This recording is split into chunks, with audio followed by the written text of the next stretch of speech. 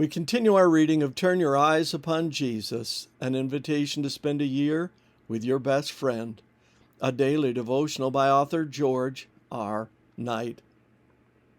Today's reading, November 26, A Friend on the Throne. He, Jesus, is the radiance of His, God's, glory and the exact representation of His nature, and upholds all things by the word of His power. When He, Jesus, had made purification of sins, He sat down at the right hand of the Majesty on high. Hebrews 1:3.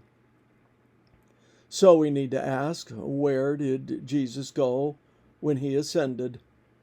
Stephen answered that question in reporting the vision he received just before he became the first Christian martyr. In it, he saw the risen Jesus in heaven at the right hand of God, Acts 7:56. But it is the book of Hebrews more than any other in the Bible that describes where Jesus went and what He was doing for the past 2,000 years. The opening verses tell us that after, quote, He had made purification of sins, He sat down at the right hand of, end quote, God. And Hebrews 1:8 highlights both Jesus' divinity and His place on the throne. But of the Son we read, Thy throne, O God, is forever and ever. The righteous scepter is the scepter of Thy kingdom. RSV. Today's passage has two important ideas. The first is that the divine Jesus did indeed take His seat on the governing throne of the universe in the place of honor at the right hand of the Father. In using that terminology, the author of Hebrews is alluding to Psalm 110, verse 1. The Lord said to my Lord, Sit at my right hand till I make your enemies your footstool.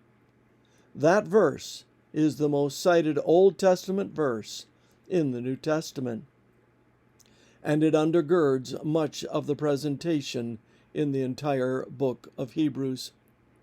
Of special interest in Hebrews 1:3 is that Jesus sat down at God's right hand. Earthly priests stood while performing their functions because they were continually offering sacrifices. But Jesus, who died once for all, Hebrews 10:10 and 14, had put an end to the need for any further sacrifice. His sacrificial work had been accomplished and never needs to be repeated. Thus, the words sat down have an air of finality about them. Jesus had made purification of sins. It was a completed work.